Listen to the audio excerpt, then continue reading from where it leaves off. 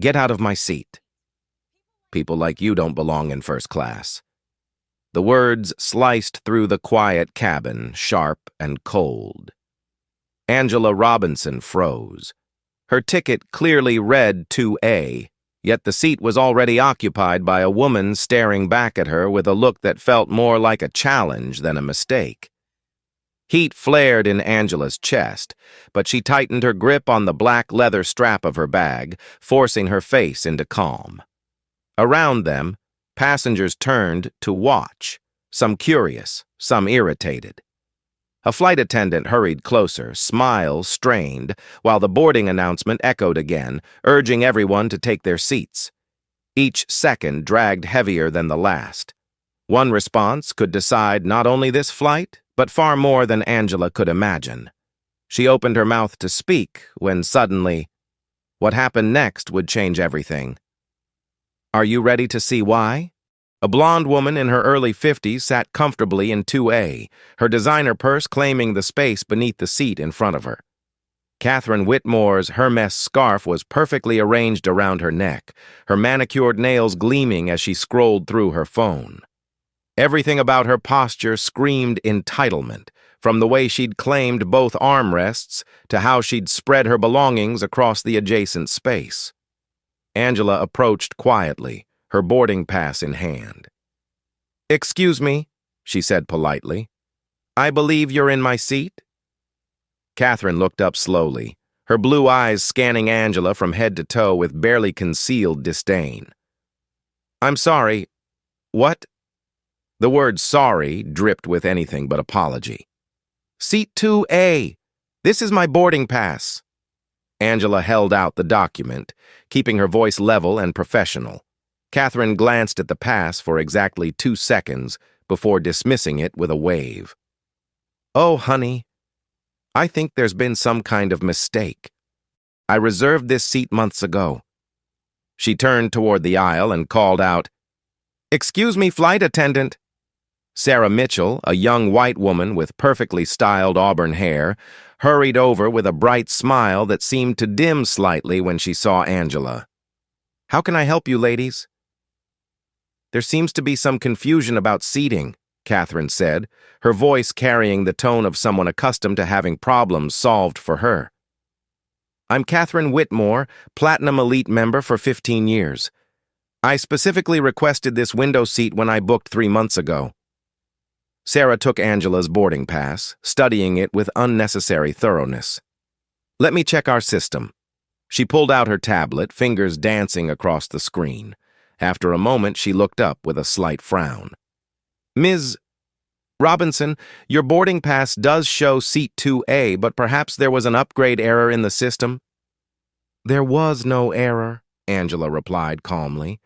"I specifically booked this seat." Catherine's laugh was sharp and bitter. "Look, I understand everyone wants to fly first class, but these seats are quite expensive. Are you sure you didn't mean to book economy and got confused during online check-in? It happens more often than you'd think." The words hung in the air like a toxic cloud. Other passengers were beginning to notice the commotion, their conversations dying as they turned to watch the unfolding drama. Angela felt the familiar weight of assumption settling around her shoulders, the presumption that a black woman couldn't possibly belong in first class, couldn't possibly afford the luxury that Catherine wore like a birthright. "I fly this route frequently," Angela said, maintaining her composure even as her pulse quickened. "There's no confusion about my ticket." "Well, I certainly hope so," Catherine replied, pulling out her phone. "But until we get this sorted out, I'm not moving." "Sarah, surely there's something you can do. I mean, first class has certain standards." The pause before standards was loaded with meaning that everyone in the cabin understood perfectly. Sarah shifted uncomfortably, clearly torn between policy and the pressure emanating from Catherine's obvious social status. "Let me see what I can do. Perhaps we could offer Ms. Robinson an upgrade to business class with a voucher for future travel." "That won't be necessary," Angela said firmly. "I'll wait for this to be resolved properly." Catherine was already opening her Instagram app, positioning her phone for a video. I can't believe I have to document this, but you wouldn't believe what's happening on my flight right now. Someone is trying to claim my first-class seat, and the airline seems to be taking their side. The live stream began, and Angela realized this situation was about to become much more complicated than a simple seating dispute. Catherine's live stream was gathering viewers by the minute. I'm literally being harassed on this airplane, she said into her camera, making sure to angle it so Angela was partially visible in the frame. This person is claiming I'm in their seat, but I've been a loyal customer of this airline for over 15 years. Comments began flooding in. Stand your ground, Catherine. Don't let them push you around. First-class fraud is real. Angela watched the digital mob forming in real time, but kept her expression neutral. She'd seen this playbook before, the weaponization of social media to turn a simple dispute into a public spectacle. What Catherine didn't realize was that Angela had been studying this exact phenomenon for years, preparing for the day when she might face it herself. Sarah, Catherine continued, loud enough for her live stream to capture every word, could you please call a supervisor? I need someone with actual authority to handle this situation. Within minutes, James Peterson appeared, a middle-aged white man with thinning hair and the tired expression of someone who'd handled countless passenger disputes. His name tag read Passenger Relations Supervisor, and his entire demeanor suggested he'd rather be anywhere else. Ladies, I understand there's some confusion about seating. His eyes immediately focused on Angela, the automatic assumption clear in his gaze. This woman claims to have a ticket for my seat, Catherine explained, her voice taking on a theatrical quality for her growing online audience. But obviously there's been some kind of mistake with the booking system. James extended his hand toward Angela. Ma'am, could I see your identification and the credit card you used to purchase this ticket? Angela felt a familiar chill. I'm sorry, are you requesting the same documentation from Miss Whitmore? Well, that's different, James stammered. Ms. Whitmore is a known quantity to us, a valued elite member. I see. Angela's voice remained steady, but she was mentally cataloging every word, every assumption, every double standard being applied in real time. She handed over her ID and credit card, watching as James scrutinized them with an intensity he hadn't shown Catherine's documents. This ticket was purchased through a corporate account, James said, holding up her boarding pass as if it were evidence of a crime. What company do you work for? Catherine leaned forward, her phone still recording. I told you something was fishy. Corporate accounts are often used for fraud. They buy tickets and then sell them illegally. The accusation hung in the air like smoke. Angela could feel the shift in the cabin's atmosphere, the way other passengers were now staring at her with suspicion rather than sympathy. She was no longer a fellow traveler caught in an unfortunate situation. She was a potential criminal disrupting their flight. Ma'am, James continued, his tone becoming more authoritative, I'm going to need to verify this purchase with your employer. Can you provide contact information for your corporate travel department? You mean the travel department that booked this seat for me through proper channels? Angela asked. The same channels that every other corporate traveler uses?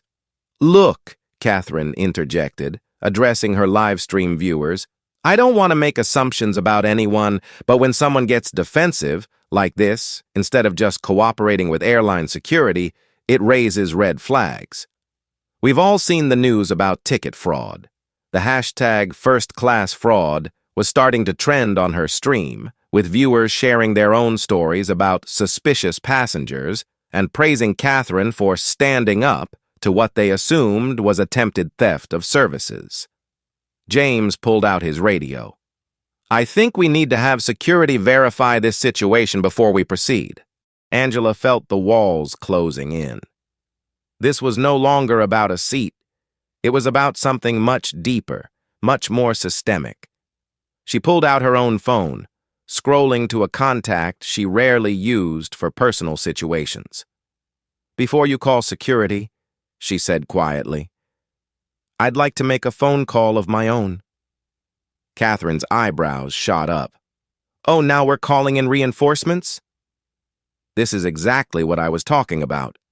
She turned back to her camera. "Folks, this is escalating quickly.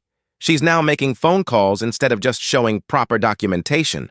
This is why airline security is so important." But Angela was already dialing, her finger hovering over the call button. She looked around the cabin one more time, taking in the faces of the passengers, the crew, and especially Catherine's smug expression of assumed victory. Some battles, she realized, were worth fighting in public. "I'm calling my legal team," Angela announced, loud enough for Catherine's live stream to pick up every word. "They'll want to know about the discriminatory treatment I'm experiencing on this flight." Catherine's laugh was sharp and performative. "Legal team? Really? That's your play now?" She addressed her camera with theatrical exasperation. "Guys, this is exactly the kind of entitled behavior that's ruining air travel. Instead of just accepting that she made a booking error, she's now threatening to sue the airline." The live stream viewership had jumped to over 3,000, with comments flowing like a digital river of outrage. "She's totally scamming you, Catherine. Don't back down. Call the FBI. This is why we need better security." James looked increasingly uncomfortable as the situation spiraled beyond his control. "Ma'am, making legal threats isn't going to resolve this seating issue." "I'm not making threats," Angela replied calmly. "I'm documenting discrimination. You've demanded documentation from me that you didn't request from her. You've questioned the legitimacy of my ticket while accepting hers without scrutiny. And now you're treating my request for fair treatment as suspicious behavior." Catherine rolled her eyes dramatically for her audience. "Oh, here we go. Everything's discrimination now. I guess asking for basic verification is racist. Look, I don't see color. I see someone trying to take what isn't theirs and then playing the victim when caught." The words hit like physical blows. Angela had heard variations of this speech countless times throughout her career, but never so publicly. Never with such malicious intent. She watched Catherine's viewer count climb toward 4,000 as the hashtag playing the race card began appearing in the comments. An elderly black man in seat 3C cleared his throat loudly. "Excuse me, but I've been watching this whole thing, and this young lady has been nothing but polite and respectful." "Sir, please mind your own business," Catherine snapped, not bothering to look away from her phone screen. "This doesn't concern you." "When I see injustice, it concerns me," the man replied with quiet dignity. Catherine's face flushed red. "Injustice? Are you kidding me? I'm the one being victimized here. I paid for this seat, I reserved it months ago, and now I'm being harassed by someone who clearly doesn't belong in first class." The cabin fell silent. Even Catherine seemed to realize she'd crossed a line, but instead of backing down, she doubled down. "Look, I'm not trying to be mean, but let's be realistic here. First-class tickets cost thousands of dollars. They're for serious business travelers and people who can actually afford luxury service. Not everyone can just upgrade themselves because they feel entitled to it."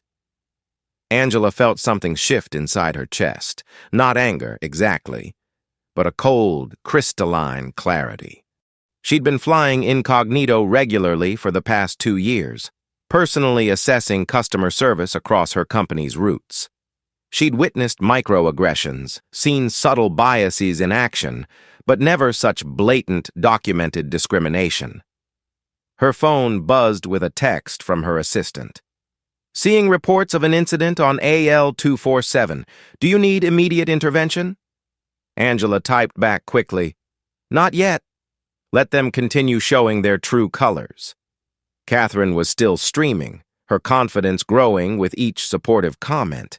"I mean, this is exactly why I pay extra for first class to avoid these kinds of situations. There are standards, there are expectations, and when airlines don't maintain them, paying customers like me suffer." She gestured toward Angela without looking at her directly. I don't know what her story is, and frankly, I don't care. But this seat is mine. This is my space, and I'm not going to be intimidated into giving it up by someone who thinks they can just claim whatever they want. The stream hit 5,000 viewers. Local news stations were starting to pick up the hashtag, and Angela realized that Catherine had just provided her with everything she needed for what came next. Sometimes, she thought, the universe delivered its lessons through the most unlikely teachers. James's radio crackled to life as he called for backup. "Security to cabin, first-class seating dispute requiring resolution." His voice carried the weary tone of someone who'd made this call too many times before. Within minutes, 2 airport security officers appeared at the front of the cabin. Officer Rodriguez, a Latino man with kind eyes, and Officer Thompson, a younger white woman with her hand resting cautiously near her equipment belt. Their presence immediately shifted the energy in the cabin from tense to potentially volatile. "Ladies, we understand there's a seating issue that needs to be resolved," Rodriguez said diplomatically, his gaze moving between Angela and Catherine. "Thank God you're here," Catherine said, angling her phone to capture the officers. "I've been trying to resolve this peacefully for 30 minutes. This woman has taken my seat and is now making legal threats against the airline staff." Thompson stepped forward, her attention automatically focusing on Angela. "Ma'am, could you step into the aisle so we can sort this out?" "Actually," Rodriguez interjected, seeming to sense something off about the situation, "let's hear from both parties before anyone moves." Angela remained seated, her posture straight and professional. "Officers, I'm in my assigned seat with valid documentation. I've been subjected to scrutiny and demands that weren't applied equally to other passengers." "She's being defensive again," Catherine said to her camera. "Classic deflection technique. Look at how she's refusing to cooperate with security." Michael Coleman, a white businessman in seat 4A, decided to weigh in. "I have to say I've been flying first class for 20 years and I've never seen someone fight this hard over what's obviously a booking error. Just take the upgrade they're offering and move on." His wife nodded vigorously. "Exactly. We paid good money for a peaceful flight, and this drama is ruining everyone's experience." Catherine's live stream was now approaching 8,000 viewers. The comments were becoming increasingly aggressive. "Call the police! Don't let her intimidate you! This is why I drive everywhere now!" The hashtag first-class scam was trending nationally, but not everyone in the cabin was buying into Catherine's narrative.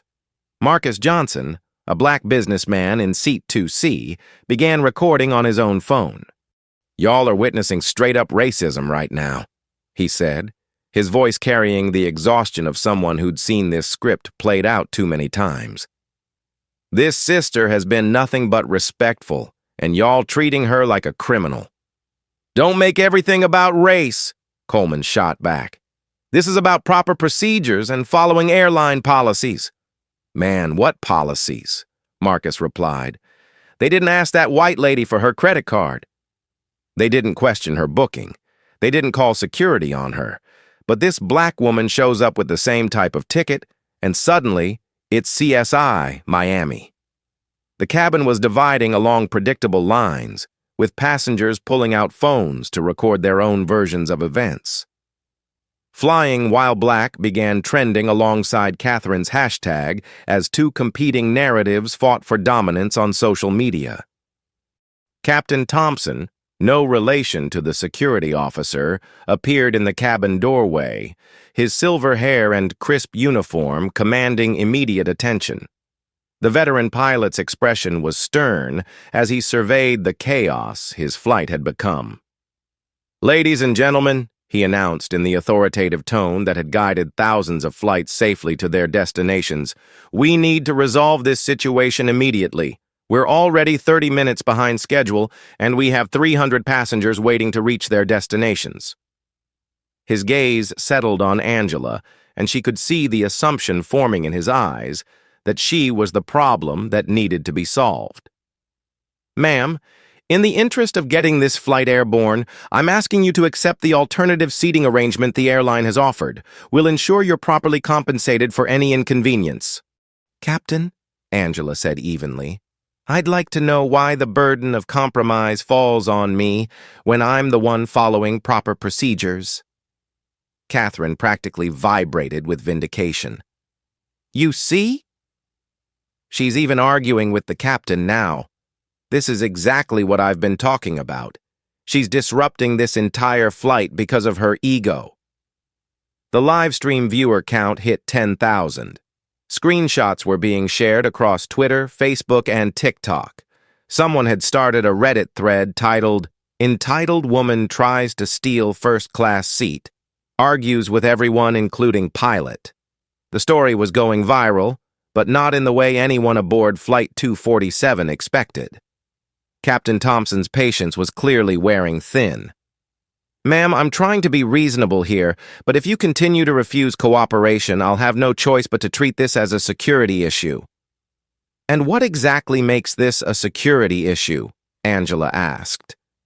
The fact that I won't give up the seat I paid for to someone who's been broadcasting false accusations about me to thousands of people online? Catherine's face flushed with anger. False accusations? Are you serious right now? Everything I've said is documented right here on my stream. You're the one who won't show proper ID, you're the one making legal threats, and now you're disrupting this flight for everyone.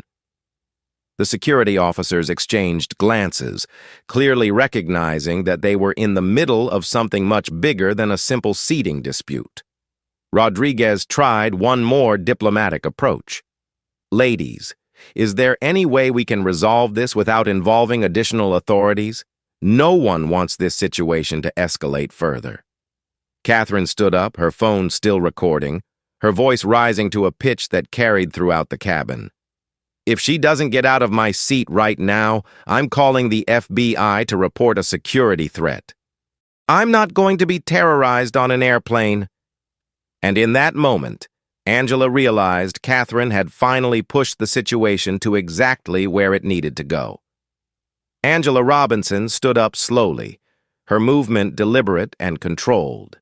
The cabin fell silent as she reached into her purse, not for documentation this time, but for her phone. Her fingers moved with practiced precision as she scrolled to a contact that very few people had direct access to. I think it's time to end this performance, she said, her voice carrying a new authority that seemed to shift the very air in the cabin. Catherine's live stream wavered as she sensed something changing, but her audience was too invested in the drama to stop watching. Comments flooded in. Don't back down now. She's probably calling more lawyers. Stand your ground, Catherine. Angela pressed call. Linda, this is Angela. I'm currently on Flight 247, and I need Marcus Williams in the first-class cabin immediately. James Peterson felt his stomach drop. Linda was a name he knew, the executive assistant to the company's senior leadership.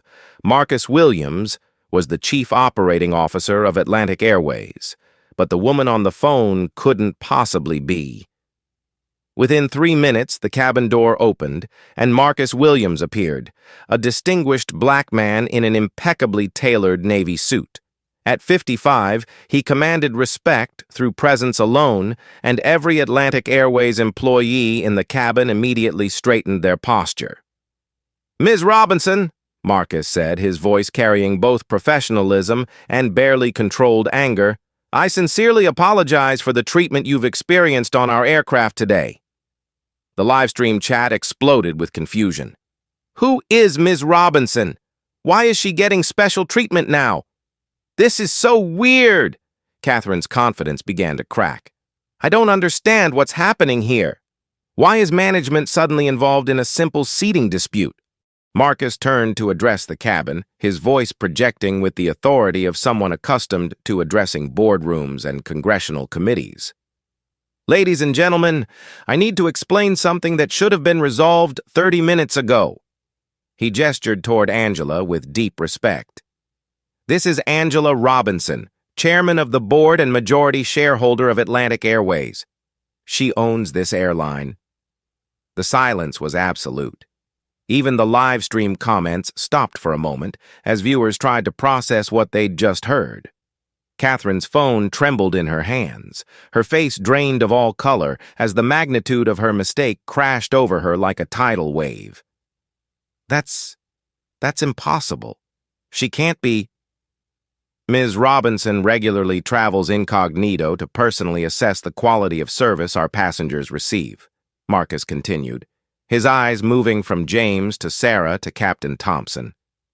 Today's experience has provided us with invaluable insight into systematic failures in our customer service protocols. Angela finally spoke, her voice calm but carrying unmistakable power. For the past 45 minutes, I've watched my employees apply different standards to passengers based on assumptions about race and class. I've witnessed discrimination so blatant that it's being broadcast live to thousands of people. Catherine tried to end her live stream, but it was too late. Screen recordings were already proliferating across social media platforms. The hashtag Angela Robinson was beginning to trend alongside Black excellence and airline accountability. Captain Thompson stepped forward, his earlier authority replaced by obvious distress. Ms. Robinson, please accept my deepest apologies. We will conduct a full review of today's incidents and implement immediate corrective measures. Angela looked around the cabin, her gaze touching each person who had participated in or witnessed the discrimination. I've flown millions of miles on dozens of airlines. I've experienced bias before, but never so publicly, never so documented, and never with such cruel intent. She turned to Catherine, who was now openly crying. You told thousands of people that I don't belong in first class. You suggested I was committing fraud. You questioned whether I could afford a seat I actually own on a plane I actually purchased. And you did it all while claiming you don't see color. Marcus Johnson stood up and began slow clapping. That's what I'm talking about. Black excellence at its finest. Other passengers of color joined in, creating a standing ovation that Catherine's stream captured in its final moments before she finally managed to end the broadcast. But Angela raised her hand for silence. This isn't a moment for celebration. This is a moment for reflection and, more importantly, for action. The weight of her words settled over the cabin like a blanket, and everyone realized that the real reckoning was just beginning.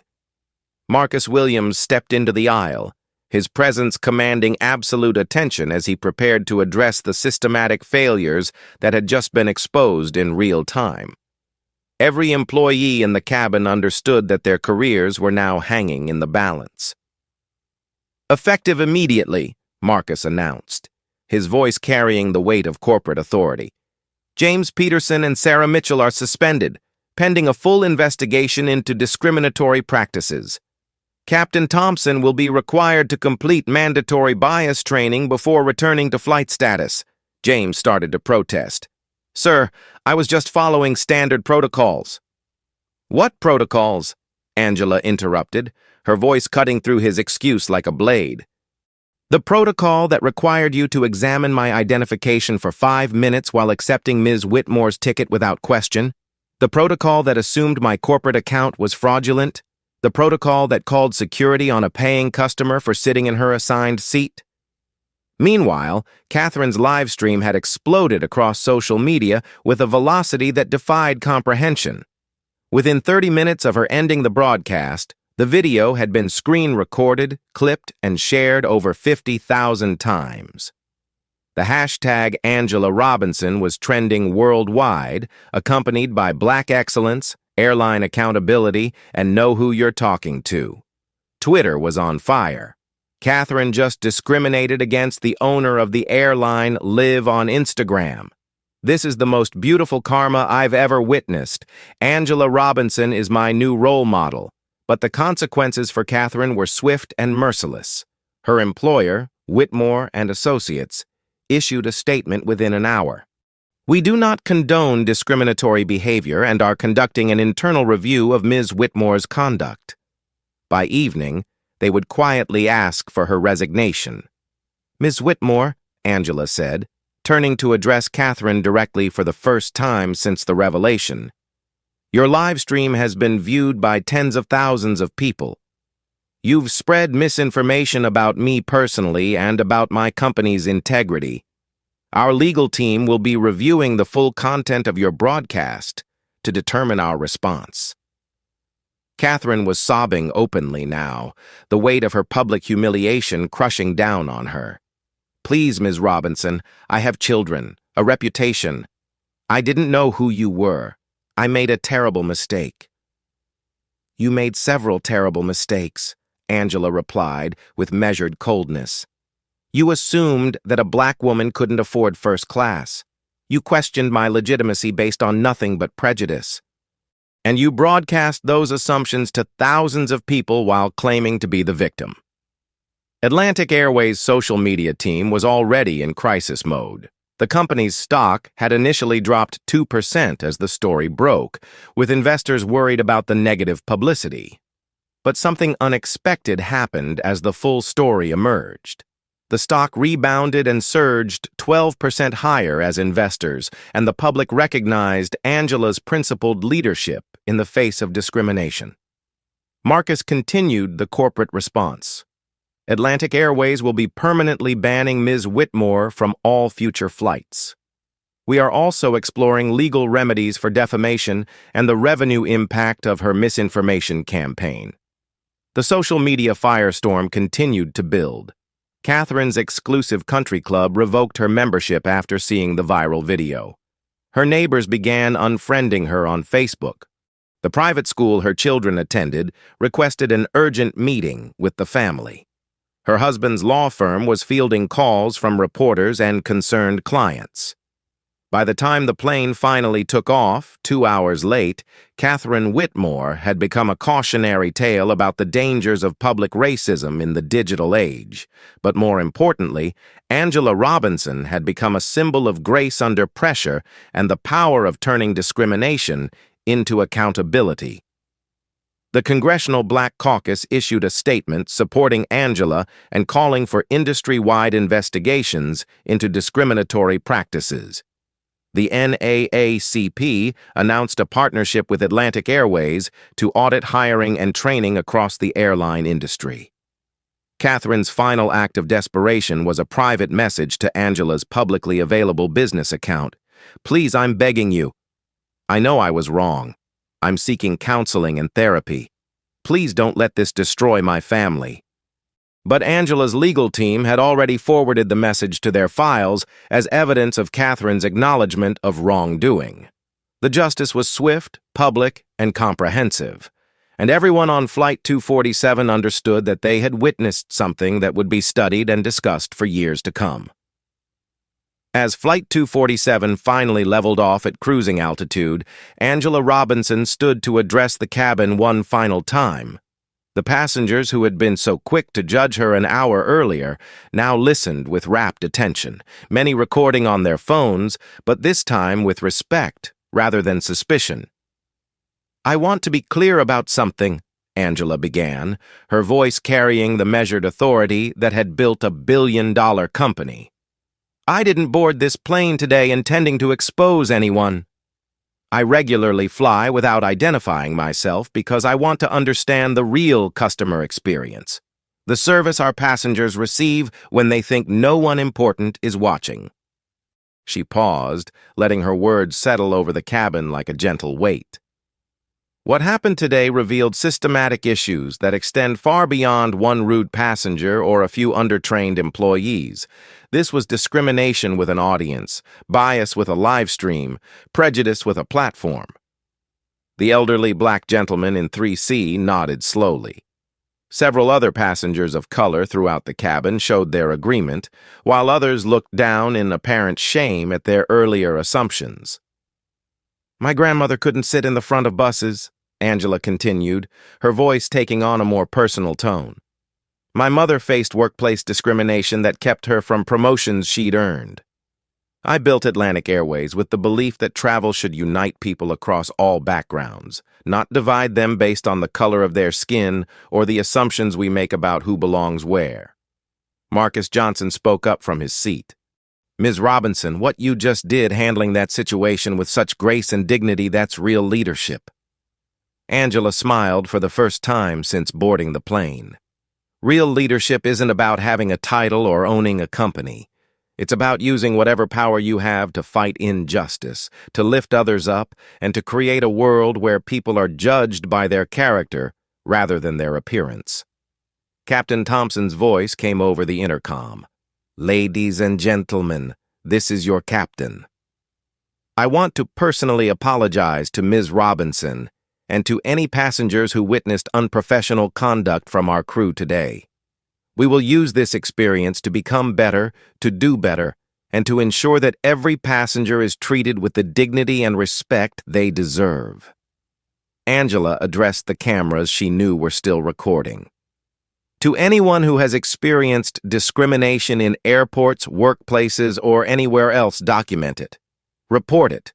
Don't stay silent. Your dignity matters. Your voice matters. And don't let anyone convince you that calling out injustice makes you the problem. She turned specifically to the passengers who had initially supported Catherine. To those who recognize themselves in today's events, it's never too late to examine your assumptions, to choose empathy over prejudice, to stand up for what's right instead of what's comfortable. A young white woman in the back of the cabin raised her hand tentatively. Ms. Robinson, what can we do to be better allies? Listen to people when they tell you about their experiences, Angela replied. Don't dismiss claims of discrimination just because you haven't experienced it yourself. And when you see injustice happening, don't be a bystander, be an upstander.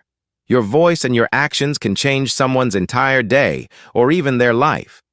The cabin was completely quiet, except for the steady hum of the engines. Even passengers in economy had heard about the situation and were straining to listen to Angela's words. In the coming weeks, Atlantic Airways will implement comprehensive bias training for all employees, create diverse hiring initiatives, establish customer advocate positions, and develop anonymous reporting systems for discrimination. But real change happens when each of us chooses to do better in our daily interactions. Marcus Williams had been taking notes throughout Angela's speech.